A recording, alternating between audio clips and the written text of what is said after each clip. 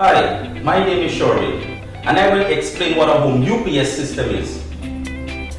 This is InverTech's smallest home UPS system, which comprises of a 1000-watt inverter charger and two 225 amps deep cycle battery. This equipment will automatically and instantly switch on during a blackout, so that your appliances keep running. It is capable of running all your lights, TVs, fans, security cameras, computers, gate motors, etc. for around 6 to 8 hours. And if you need more time, more batteries may be added. Also, you may use a bigger inverter for a larger home. This is how it works.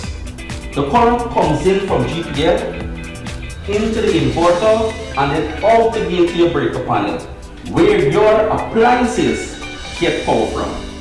When there is a blackout, the inverter instantly switches on to pull current from the deep cycle batteries connected. So to cause a blackout, I will disconnect power, and let's observe how fast the automatic switchover operates. Here goes the blackout. As you can see, that we are now running on battery power for the next 6 to 8 hours, and our appliances did not suffer a blackout. When the current returns, the equipment will automatically confirm that voltage and frequency are normal. Then automatically switch back to the power company. Then it will charge your batteries until full and wait for another blackout.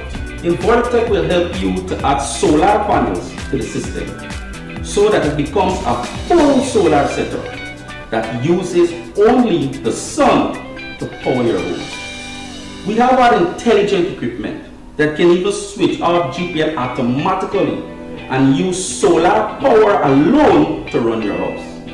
This is designed to reduce your light bill significantly.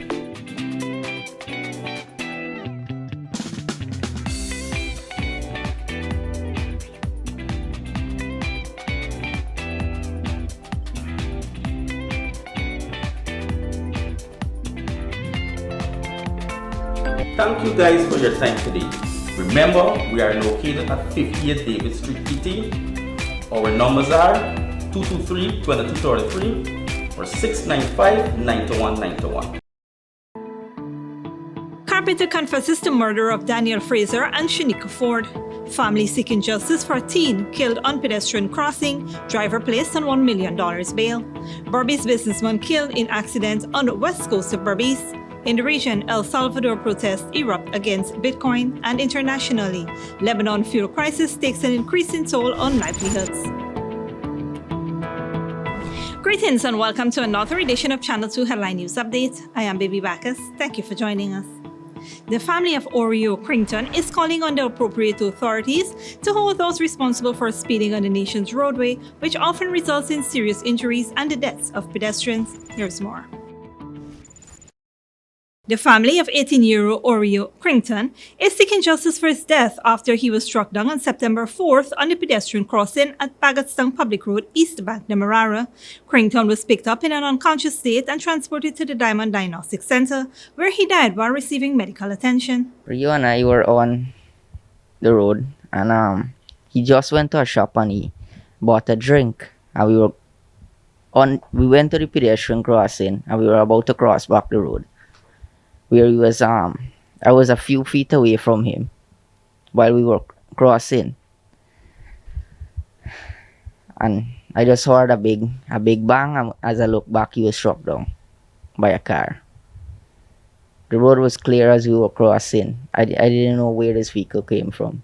As I looked back, the car man was speeding going down the road. Still, he didn't apply brakes.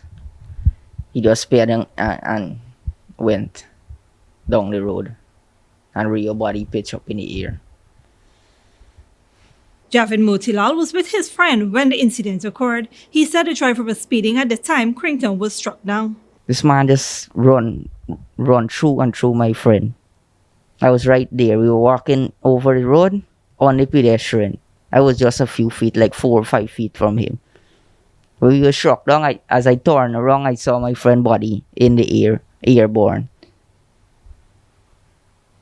and pitched like I don't know how much feet in the air, away from the pedestrian crossing, so far, looking at his body in mid-air and landing on the heavy concrete road. And this car just sped and going without any means of stopping. All I want to say is that we need justice for this. I can't even handle it right now. We need justice. The teen was hit by a motor car HD 2455 driven by 36-year-old Deroy Mitchell of Nimes, West Bank, Demerara.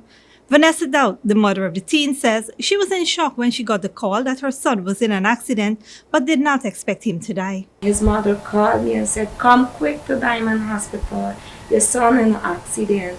I was like, "How Ray would be in an accident? And he is here. He was just here like 10 minutes ago. That's not truth." And I was screaming. And she said, "Come fast, come fast." So I called a car and I head to Diamond Hospital. When I got there, the guard come to the gate and said to me, "You have to hold on because we are trying to save his life.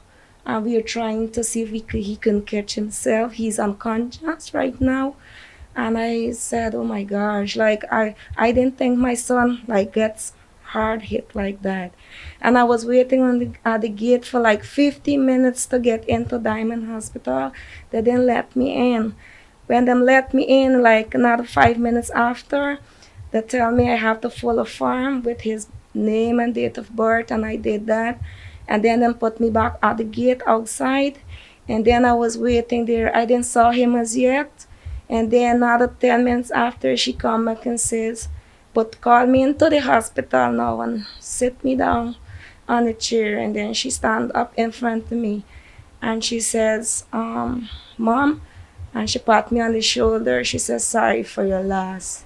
The grieving mother said she needs justice and closure for her son's death. I head to the police station at Providence Police Station there, where I saw the driver of the car.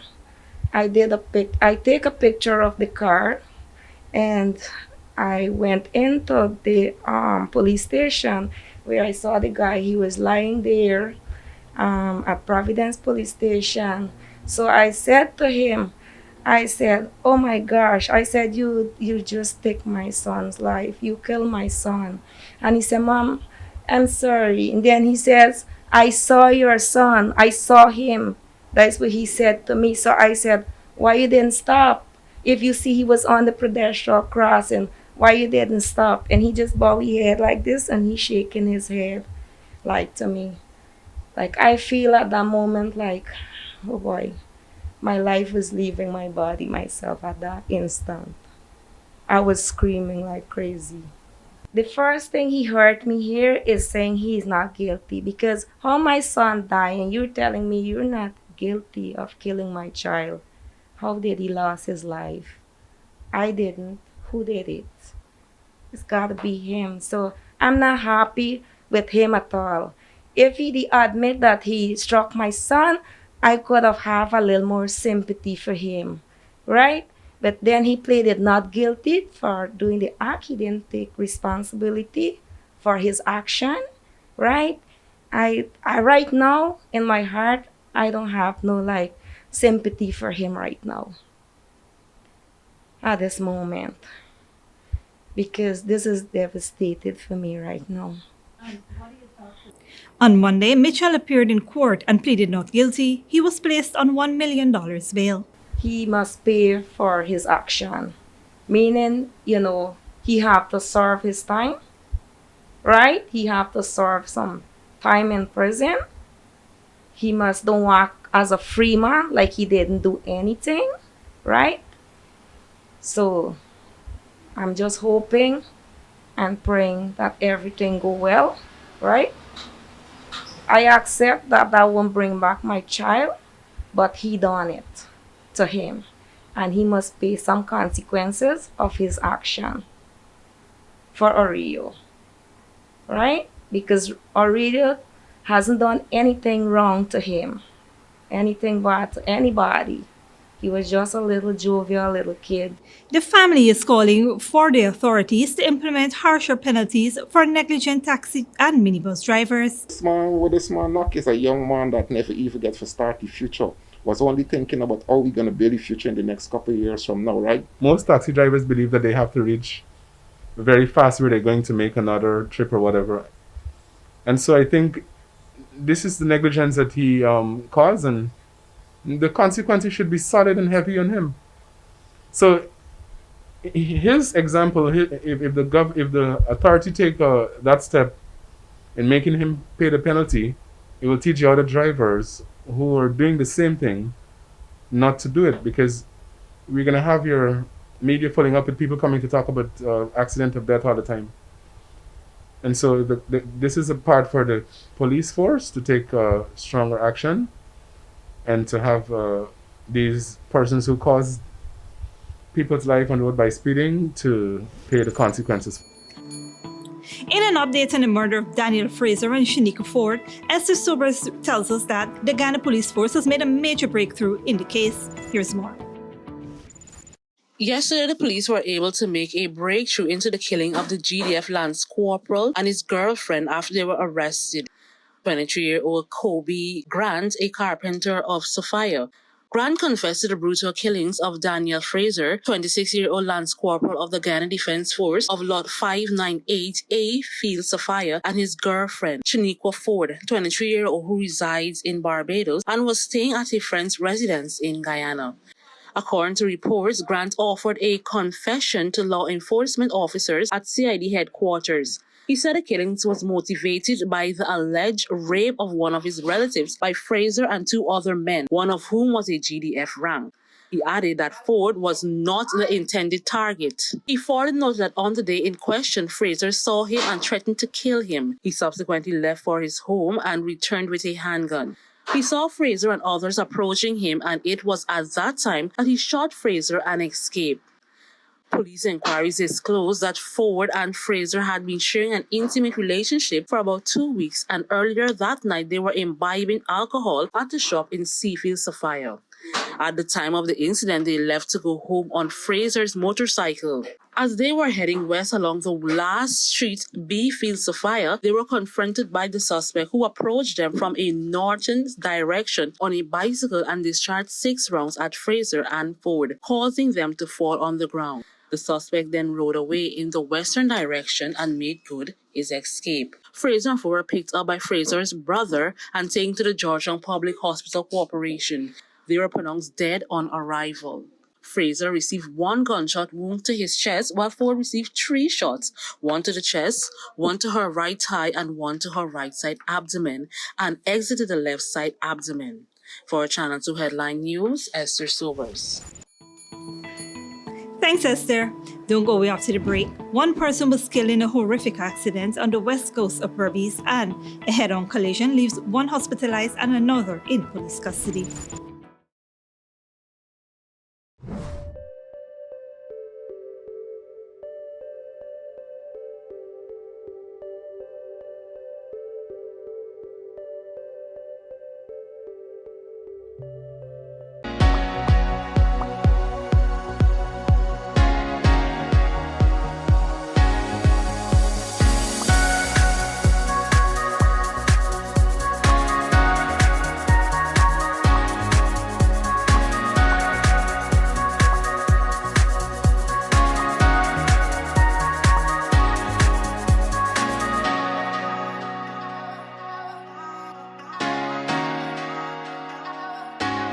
When you need money and you gotta get it fast, Creative Jewelry and Pawn Shop is the place for that confidential transaction in a quiet and secure location. You'll get the highest value per pennyweight for your gold and also enjoy the lowest interest rates and longest payback period too. Yes, for that instant transaction to solve a pressing financial problem. That Creative Jewelry and Pawn Shop, 4-6 Boyle Place, that's between the Ministry of Housing on Brickdam and White Castle Fish Shop. Be your first and only choice. Creative Jewelry and Pawn Shop, safe and sound, solid and secure. always there for you. Telephone 231-7878 and 223-8955. For decades, milk has remained the same. Until now. Introducing the Great Dairy Full Cream Milk from Alabama Trading. Enriched with vitamins A to D and calcium to promote healthy teeth, strong bones, and vitality. Great Dairy Milk is delicious and fortified to encourage healthy cell growth within the body. No wonder it's the #1 brand of milk produced in Ireland. Now available nationwide in 400-gram packages at leading supermarkets and wholesale vendors. Distributed by Alabama Trading. Welcome to Kissoon's Furniture. Find everything you need for your home and more under one roof in our newly decorated showroom. Our locally crafted furniture has been perfected over the last 60 years. From our hands to your home, we also bring to you our newly introduced lines of imported furniture and sleep center, where you can find a wide range of beds and mattresses. Kissoon's Furniture, furnishing homes for over 60 years.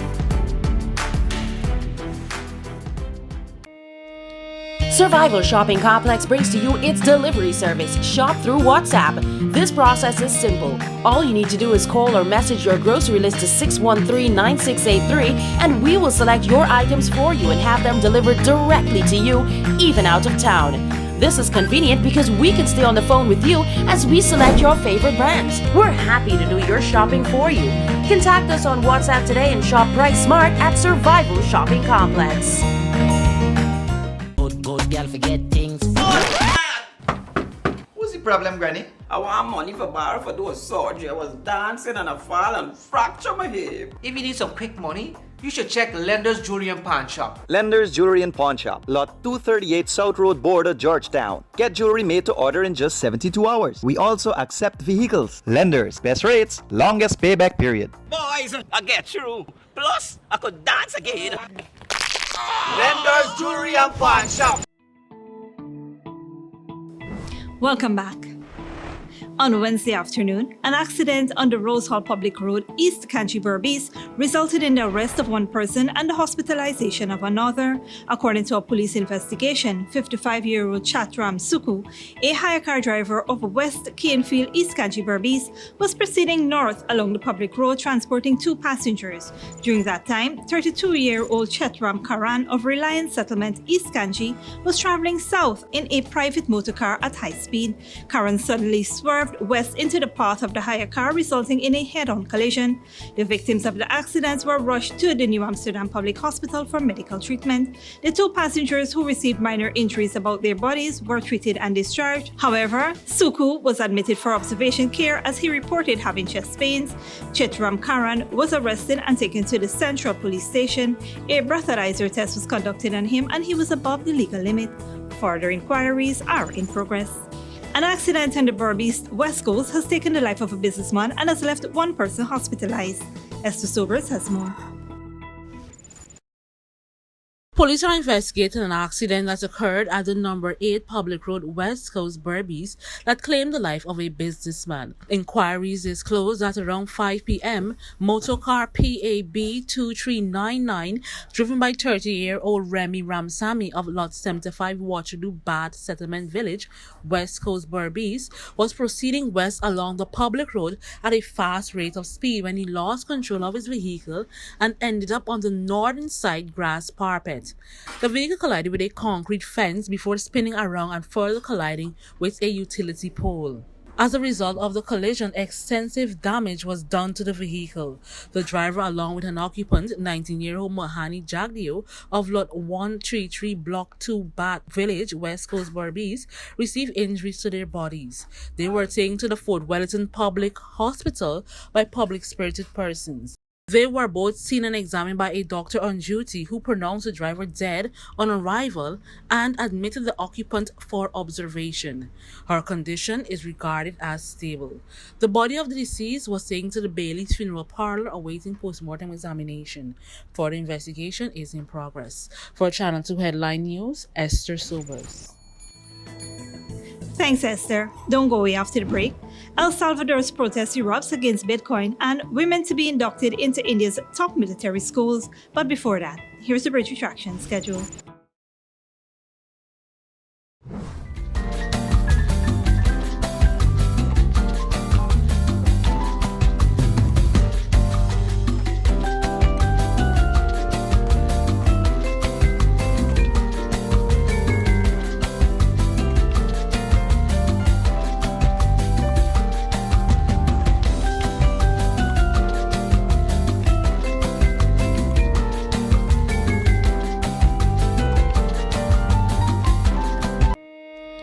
Survival Shopping Complex brings to you its delivery service, Shop Through WhatsApp. This process is simple. All you need to do is call or message your grocery list to 613-9683 and we will select your items for you and have them delivered directly to you, even out of town. This is convenient because we can stay on the phone with you as we select your favorite brands. We're happy to do your shopping for you. Contact us on WhatsApp today and shop price smart at Survival Shopping Complex. Good girl forget things. What's the problem, Granny? I want money for borrow for doing surgery. I was dancing and I fall and fracture my hip. If you need some quick money, you should check Lender's Jewelry and Pawn Shop. Lender's Jewelry and Pawn Shop, Lot 238 South Road, Border, Georgetown. Get jewelry made to order in just 72 hours. We also accept vehicles. Lenders, best rates, longest payback period. Boys, I get through. Plus, I could dance again. Lender's Jewelry and Pawn Shop.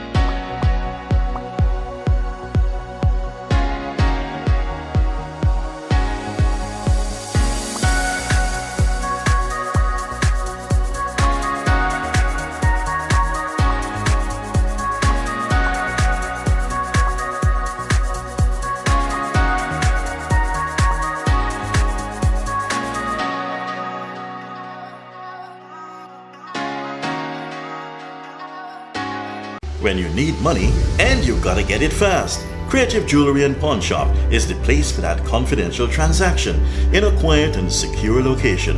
You'll get the highest value per pennyweight for your gold and also enjoy the lowest interest rates and longest payback period too. Yes, for that instant transaction to solve a pressing financial problem.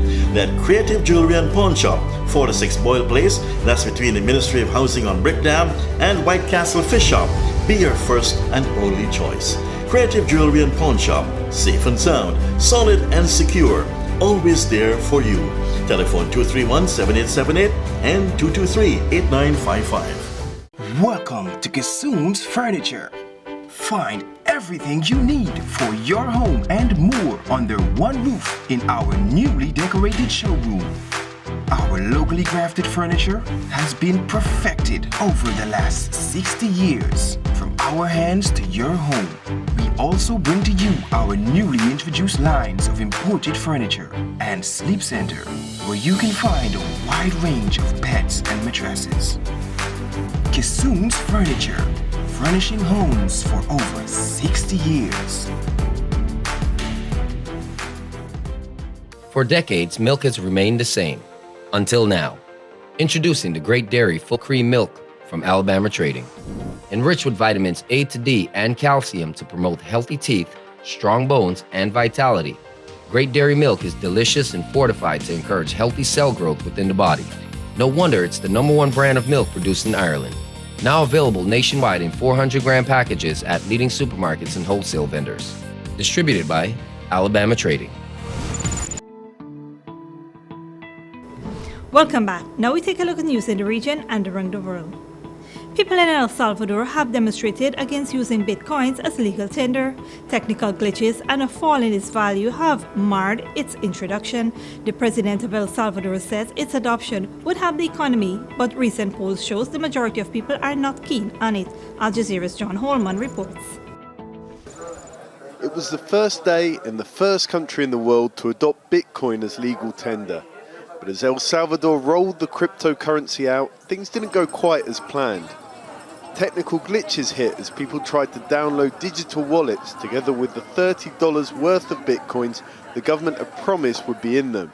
President Nayib Bukele himself went on Twitter to give customer service. This is very much his brainchild. Hugo and his cousin Glenda were among the few we saw successfully get their funds. What were they going to do now, I asked him. Right now we're going to spend them. We're going to get something to eat, he said. Businesses and people in the small Central American country won't now be forced to use Bitcoin. The current currency, the US dollar, will still be around. But there is excitement, especially in the cryptocurrency world, about what this may mean. This is what President Bukele wants the eyes of the world to be on, El Salvador's technological jump forward. He's even called it chivo, which is slang here for cool. But some people are asking, why are we sinking a lot of money into this? One of the poorest countries in the America, and we've got so many more fundamental problems to address. Some of those people gathered for an anti-Bitcoin march winding its way through the city centre. They're going to spend $200 million on this? All right, so have you sorted out the rest of our problems? Have you sorted out education or healthcare? Well, there's a lot more problems to solve after that, before you come and impose a law that Salvadorans don't agree with. 3 recent polls show the majority of people didn't want Bitcoin. And there are real worries given its volatility. Wild fluctuations can put daily transactions and people's saving at risk in a country where many already live on a knife edge. The plan also relies on the government covering the cost of converting Bitcoin into dollars. At the end, the taxpayer picks up that bill. In the long term, is this actually a benefit for El Salvador? It could be. It could be very beneficial. It could connect El Salvador better to the rest of the world. It could cut down remittance fees, at least for regular people. It could help them save money. So far, a lot of Salvadorans didn't even have a bank account, didn't have a credit card. Now, for the first time, they can make electronic payments, keep some Bitcoin in saving, perhaps. Or go get food, like Glenda and Hugo on their hunt to use their Bitcoins. Except the 4 restaurants they tried wouldn't take them. And how are you feeling right now about that? Yes, we came to pay with Bitcoins. We're disappointed, she says. Her first experience with cryptocurrency hasn't been great. Hopefully El Salvador's will improve with time. John Holman, San Salvador. Internationally, a fuel crisis in Lebanon has worsened in the past few weeks, with supplies dwindling and the Lebanese pound having lost most of its value. Severe shortages and high petrol prices have increased transport costs, impacting people's earnings and making even getting to work more difficult. Al Jazeera's Sarah Kurat reports. After queuing up for hours, Ali Faris finally gets a little more petrol in his taxi. Supplies are being rationed as Lebanon doesn't have enough fuel. When the central bank partially lifted subsidies last month, prices jumped by 70%. At the same time, running and maintaining a vehicle during Lebanon's worst economic crisis has gone up.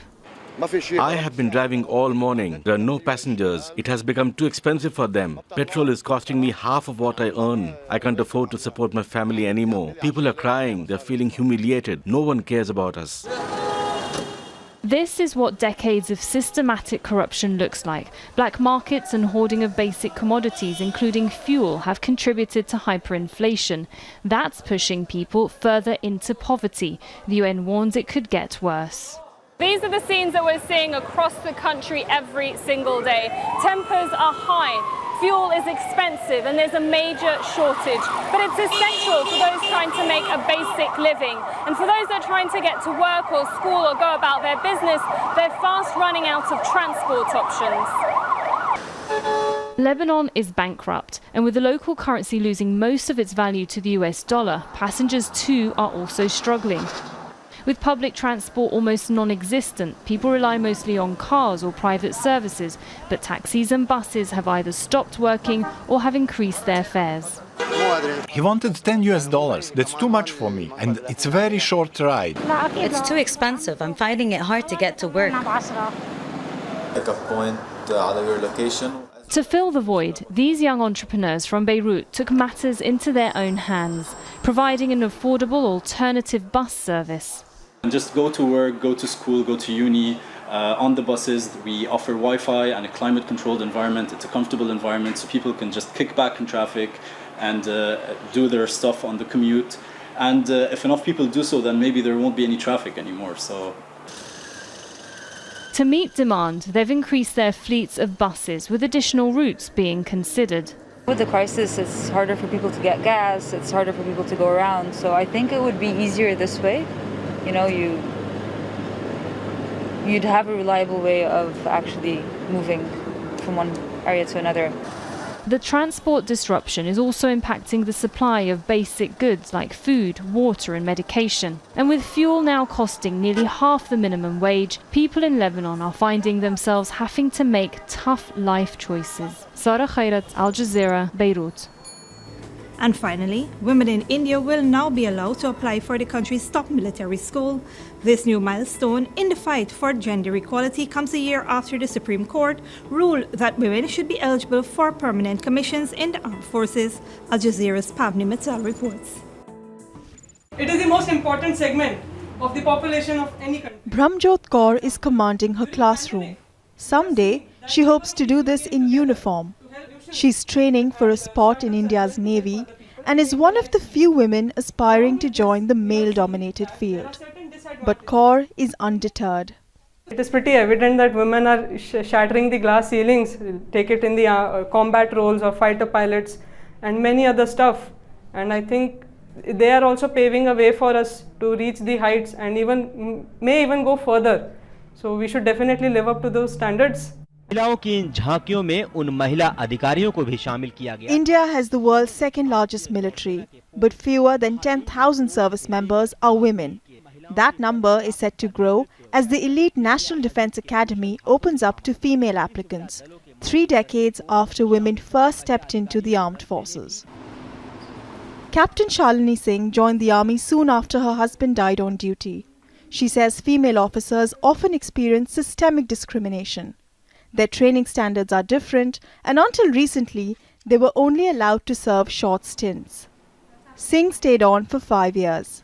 When you're leaving, you're not getting anything vis-a-vis a male officer who is leaving after a permanent commission, and he's getting a pension and other monetary benefits and other benefits which Army Defence Forces gives to its officers. So that was, I think, a very vast discrimination. While women have made strides, the armed forces remain a male bastion that has resisted becoming more inclusive. In a recent hearing, the Supreme Court criticized the military's policies that it says discriminate against women. Last month, 72 female officers approached the court saying they were being denied permanent positions because of sexism. Former officers say India's military needs to change to allow more women to join its ranks. The very basis of war has changed. So we do have combat arms and we do have infantry and armored, but that is one aspect of the army. There are other things in the army as well. There is logistics, there is the Army Supply Corps, there are the signals. Now these are all places that women can serve, and they can serve very well. Manufacturing sector, you see any... Grateful for the new policies, Kaur is determined to make the most of the opportunities. She knows attitudes will take longer to change. It's a battle, she says, she's willing to fight. Pavni Mittal, Al Jazeera, New Delhi. And that is it for today's regional and international news. Here now is your 3-day weather forecast.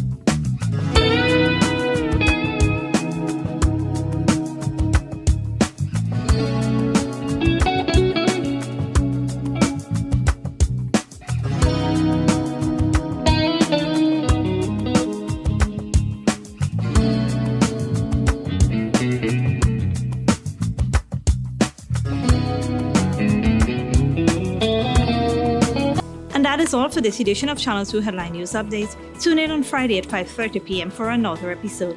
Be sure to subscribe, like and follow us on Facebook and YouTube. Until then, stay safe and take care.